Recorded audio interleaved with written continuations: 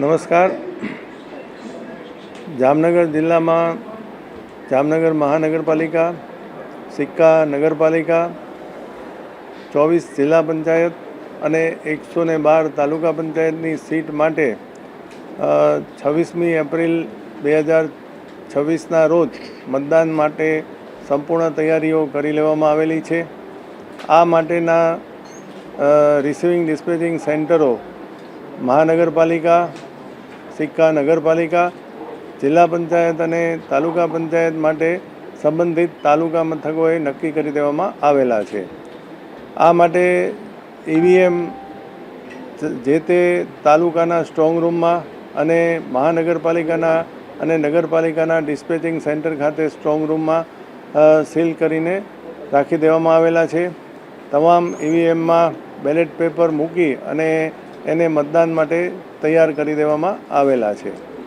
આવતીકાલે 25 એપ્રિલના રોજ તમામ ડિસ્પેચિંગ સેન્ટર ખાતેથી જે મતદાન મથકોએ જવા માટે પોલિંગ પાર્ટી પોલીસ બંદોબસ્ત સાથે રવાના થશે.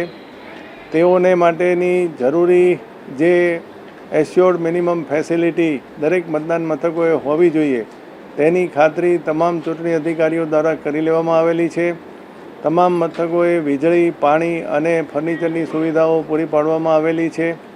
આ ઉપરાંત ઉનાળાની પરિસ્થિતિને ધ્યાનમાં રાખી અને તમામ મતદાન પાર્ટીઓને આપણે એક મેડિકલ કિટ પણ આપેલી છે.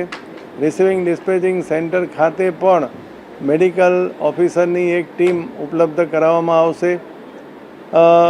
દરેક મતદાન મથકોમાં મતદારોને પણ પૂરી સુવિધા મળી રહે તે માટેની પૂરતી કાળજી લેવામાં આવેલી છે. એક મતદાન મથક હોય અને બીજા ક્લાસરૂમ ત્યાં અવેલેબલ હોય તો વૃદ્ધ મતદારો અને બાળકો સાથે આવતા મતદારોને છાયાની વ્યવસ્થા મળી રહે તે માટે અન્ય ક્લાસરૂમ પણ ખુલ્લા રાખવાની સૂચના આપવામાં આવેલી છે. જ્યાં આગળ આવા ક્લાસરૂમની ને એવી સુવિધાઓ ન હોય ત્યાં આગળ ચૂંટણી અધિકારીઓને છાંયડાની વ્યવસ્થા કરવા માટે પણ આપણે સૂચના આપેલી છે.